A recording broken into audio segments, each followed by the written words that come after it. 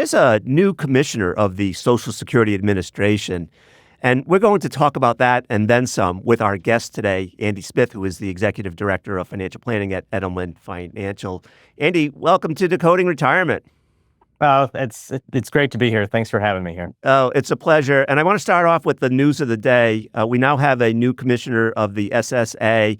And to me, there are a couple interesting things that he has said during his testimony before Congress. One is that he's not going to touch benefits. He's going to work hard to protect personal information, and that he's opposed to privatization of Social Security. I'm curious if you have any reaction to the news. Well, clients have been asking about Social Security in different ways for, a number of years here. I think with this news, it kind of brings into focus your first point specifically, right? We're not going to touch benefits. When I talk with clients, they see the news, they're trying to understand what's going on around them. And so the first things that I try to do is say, look, this is what's happening. So you talk about those different points. You talk about working away from privatization. You talk about what's happening or not happening with benefits. So people want to know what's going on, but ultimately people want to know what that means. More importantly, past that, people want to know what that means to them. So they see these news headlines. It could be Social Security. It could be tariffs. It could be any piece of data coming out of DC. Ultimately, people want to know, what does this mean for me right now? How do I need to be adjusting my plans based on things that are so entirely out of my control? Help me get comfortable with this. So I think these are good first steps. I think these are good first notes from this new appointee. Ultimately, time will tell, and ultimately time will tell how people kind of feel about this and adjust their own plans so that they feel comfortable no matter what additional news comes out. Yeah, I don't think he talked about this in his testimony, but it's been floated around by the Treasury Secretary that the possibility exists that Social Security benefits will not be taxed. And apparently about half of Social Security beneficiaries are now taxed at some level. And I suppose for them that would be good news, but there's some unintended consequences that I think people are unaware of, one of which is the fact that those taxes on Social Security benefits ultimately are used to help pay for Medicare Part A. And who knows what that means if that money goes away. Well, I think it helps when people understand that, over the history of the Social Security program, there already have been changes, right? When the plan first started, you weren't taxed on any of the benefits. Then up to 50% of your benefits could be taxed. Then up to 85% of your benefits could be taxed. So people hear these different news items. They see this different news come out of the new commissioner. Ultimately, people want to know, what do I need to be doing now, if anything? A lot of the question is just what happens if different things happen to my benefits going forward. The idea is kind of run to the news, run to the trouble, figure out what it means, but then build that back into the plan so that regardless of whatever happens there going forward, ultimately what it means to you. Yeah. And I think one of the biggest what ifs, Andy, if you don't mind touching on this, is this notion that come 2033, benefits get cut by 20% if Congress does nothing. So I'm of the mind that people should be planning for the possibility of a 20% cut in benefits. Maybe not everyone, maybe those who are 50 and older don't need to do that. Right. But if you're younger than 50, perhaps you need to start thinking about you may not get 100% of your promised benefits. I think it's appropriate. I mean, this is just one example of what's appropriate in any sort of planning conversation, right? You have this baseline strategy. What's going to be my income? What will be my expenses? What do I need to adjust for regarding inflation or taxes? And then you start building these what-if scenarios. What if we see an across-the-board reduction in benefits of X%? What if my expenses go up drastically? What happens if I lose my spouse 10, 15 years ahead of what we expected? And then you're adjusting Social Security benefits even then. So this is just one example where these plans that people need to be putting together, these are not put them on the shelf, forget about them forever, pat yourself on the back that you went through this process sort of thing.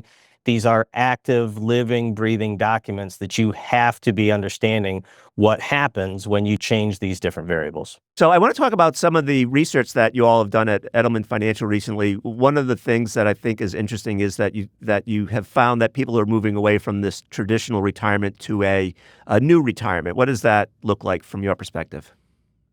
I think it's important that people remember that there is no one-size-fits-all solution to retirement planning. There's no one right way to retire. So historically, we heard a lot about this desire to focus on relaxation and family time. Well, our Everyday Wealth in America report, what we found was that nearly 4 in 10 Americans, about 39% of respondents, said that they want this adventurous retirement. 42% of respondents said that they wanted to stay active. There is this growing number who are thinking about or even envisioning this minimalist or even nomadic lifestyle. So what that forces retirees or soon-to-be retirees to do, I think what that forces planners and advisors to do, is that it requires everybody to think about how we're planning for these expenses differently. And so what I mean by that is, are you going to phase your retirement, or will it come all at once? Meaning, are you going to have part-time income? Are you going to be consulting, contracting as you're all over the United States, as you're all over the world? That travel that you're considering, how much travel is it? When is it through the year? And you have to account for those regular and recurring withdrawals. So I think, before it was, I think I'm going to need this amount of money. We run that all the way through, and we adjust for inflation, we adjust for taxes and everything else. I think with this concept of an adventurous or a nomadic retirement, it forces the conversation into periodic chunks. What are you going to be doing for the first 3 to 5 years? What are you going to do for the next 3 to 5 years after that? And if people can see how that kind of manifests over time, then they can feel a lot more comfortable about spending different dollars in different ways. Yeah. I'm all about this nomadic retirement. I have a dream of being in an RV and going from one national park to another. Unfortunately, my wife doesn't want to join me, so I think I'll be going alone, but that's okay for now. And that's totally fine. But the thing is, have that conversation, talk about that, build that into the plan, because the last thing that you guys want to do is you're T-1 from your collective retirement, and you're still thinking one thing, she's still thinking the other. It's more like, how are we going to make this work so that we're comfortable no matter what happens in front of us? Yeah, that conversation is really important. One of the findings from your most recent research is interesting to me. You found that half of the people would choose $1 million in retirement savings over 5 extra healthy years of life. And I think this is somewhat interesting because one, it shows some anxiety about maybe not having enough money to fund their desired standard of living throughout whatever period of time that might be. But I also think it means that people are sort of overlooking the fact that they may, in fact, live that much longer in life. I just came back from the Pension Research Council at Wharton University, and that was the discussion of every single researcher was, you're going to live a long life, and planning for a 30, 35-year time horizon is imperative, especially if you're upper income, highly educated, et cetera. I think absolutely. I mean, think about what the MIT Age Lab has been banging the drum about for years and years, right? People are living longer. What does that mean? How are you going to account for that existence in a different way than maybe your parents did, or definitely your grandparents? So this trend that we're seeing, people are afraid of outliving their savings. There's nothing wrong with being old. There is nothing wrong with being poor. When you are old and poor, you can't ever make one wrong decision because the stakes are too high. You don't have those years, those seasons to unwind any potential issue. So these conversations that we're having around longevity, it's, look, do I have enough money? What happens if I don't have enough money? Am I too late in getting ready for retirement? And if I am too late, what does that mean? So then once we kind of analyze and categorize those specific thoughts, people want to know, what do I need to be doing? And so we had in April of this year, we did some tax research, and what we found was that about 45% of Americans, yes, they're prioritizing, personalized professional advice on tax planning for retirement, but where they sat based on age was a little bit different. The younger people felt much more comfortable about how they were going to approach things. The older respondents said that, look, I don't think that this is something that I need to be worrying about. So I think that suggests that there's this educational gap that that we as an industry have to bridge. And people need to plan for all aspects of their retirement.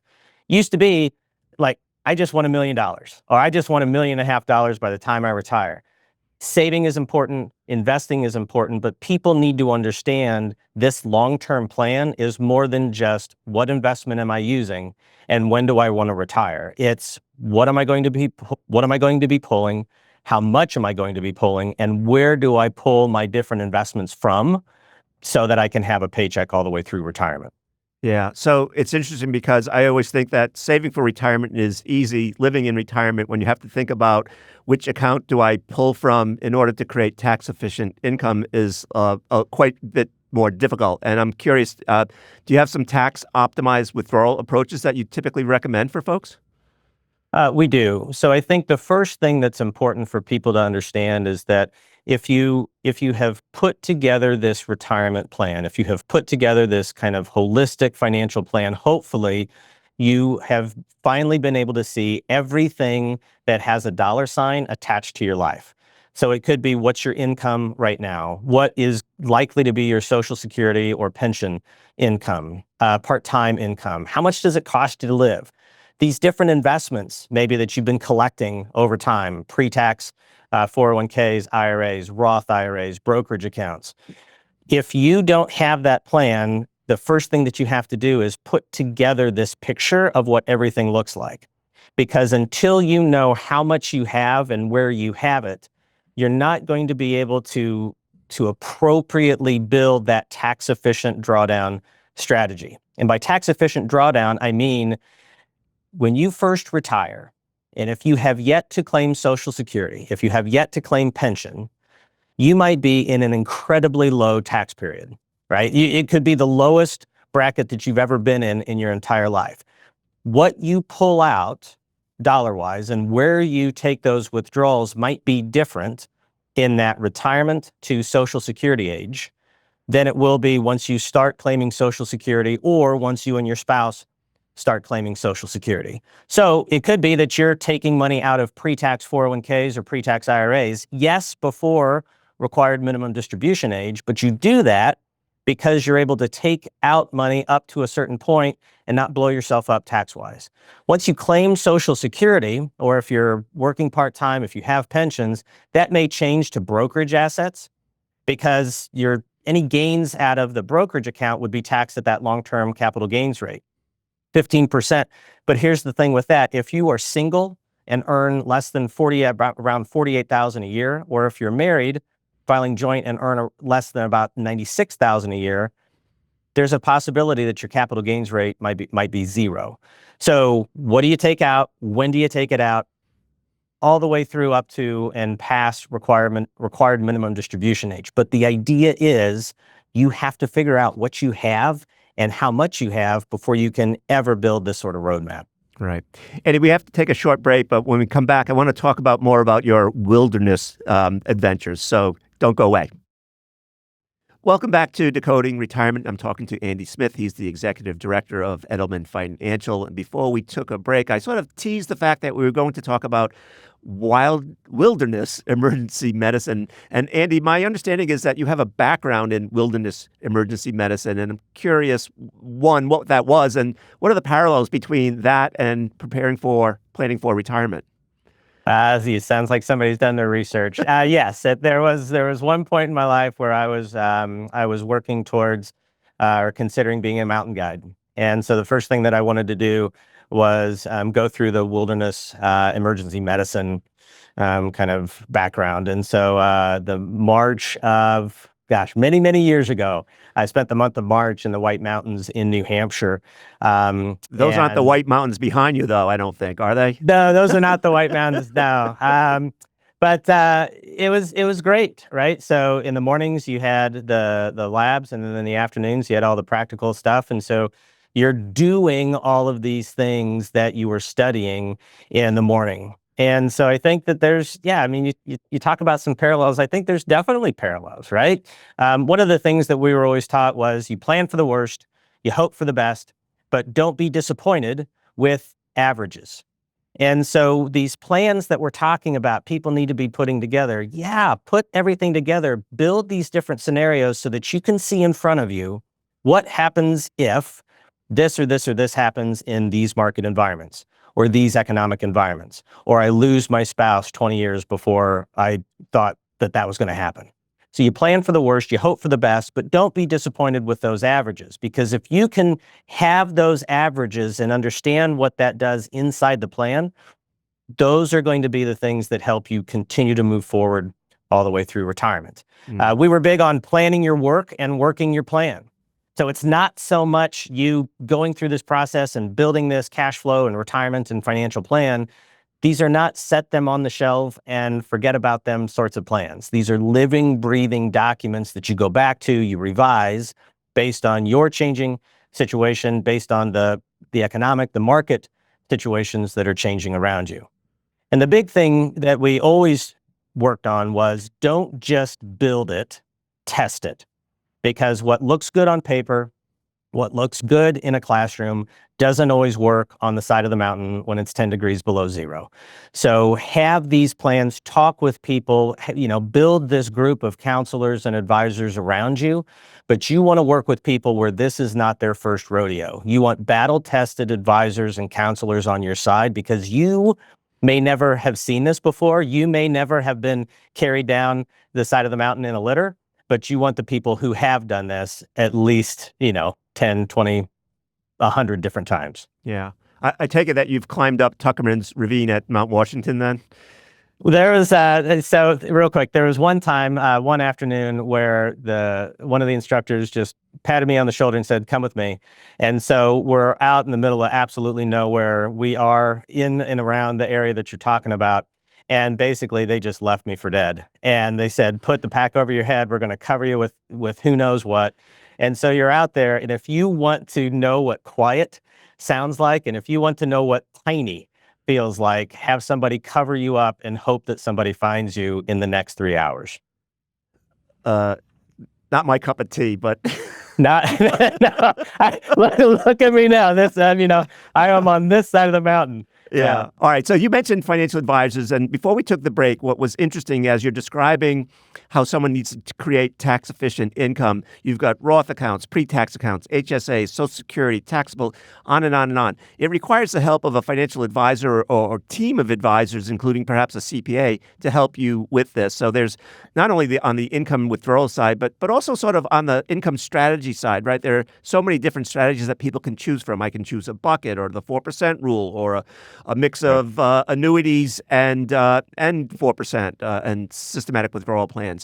Do you have a sense of, one, the use and value of a financial advisor in helping you figure out the tax withdrawal strategy, but also the income strategy?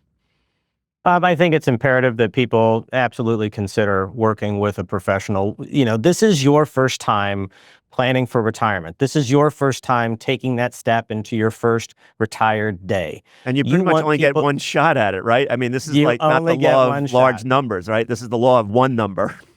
Absolutely. And the thing is, people always need to remember that retirement is a one-size-fits-none approach. I remember I have two clients, brothers.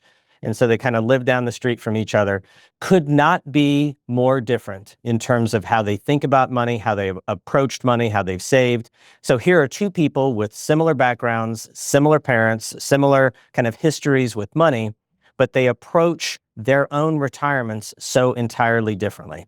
And so I think it's important that you have these planners, these advisors, these tax professionals, attorneys, around you, because like you said, you get one shot to get this right. So when people are thinking about, if they're not working with an advisor, if they're not working with a planner, there's very specific things that I always like them to ask. Number one is, are you a fiduciary? Fiduciaries are required to place their customers' best interests before their own. And so I'm a fiduciary. Edelman Financial Engines, we're fiduciaries because we're doing what's in our clients' best interests first. How much is it going to cost? What's the total cost that it's going to be to work with you? It's not just fees, it's fees plus investments, plus transaction costs and everything else. Why are you doing this? If something happens to you, what happens to me? take that and go off to the side, especially when it comes to the tax considerations. This is not just an investment management sort of game anymore. This is holistic financial planning, because if it has a dollar sign, this is going to be pretty important for you to try to figure out. Because as you retire, you have this wealth that you have spent a lifetime building. Now it's your job not to continue to save that and earn that, but how do you draw that down? Where do you pull the money? How do you pull the money? When and where and how much? Taxes are a part of life, but to the extent that you know how the taxes work, where you're pulling dollars from, you have that tax efficient drawdown plan. That's why you need to work with investment managers, financial planners, tax professionals, accountants, attorneys. You have to have all of this understood before you step off into retirement. Yeah. Andy, we have a little bit of time left, and I'm curious for the 20, 30-somethings that are listening to our podcast today who are just in the workforce and maybe saving for retirement in a target date fund. Oftentimes, they may not have the assets to work with an advisor. What advice do you have for those folks who are saving for retirement and primarily using a target date fund? Yeah. First of all, congratulations. You are so far ahead of the game because you understand that you have to save. You have to think decades and decades down the way. I like people to remember two things when they're starting out. Number one, there is no one magical investment that is going to solve all of your problems, right? So don't be suckered in by this hot stock or that hot stock or this annuity or that particular fund. The idea is you have to save as much as you can for as long as you can. And those target date funds that you talk about, right? This one investment that invests in different stocks, different bonds, and those allocations change as you get closer and closer to a particular date, i.e. your retirement. It's a great way for people to start out because it removes a lot of the thought from that entire process so that all you have to do is save as much as you can for as long as you can. But as people age, a lot of times their situations become much more complex. That's when the target date fund, it may work, it may need other things because your life is completely different now than it was 1, 2, 3 decades ago. Yeah. Andy, it looks like we've run out of time for our discussion today. I so greatly appreciate you coming on and sharing your knowledge and wisdom with our listeners and viewers. Thank you for being on the show, and hopefully you'll come back in the future. I would love it. Thank you for having me. This has been great. Great.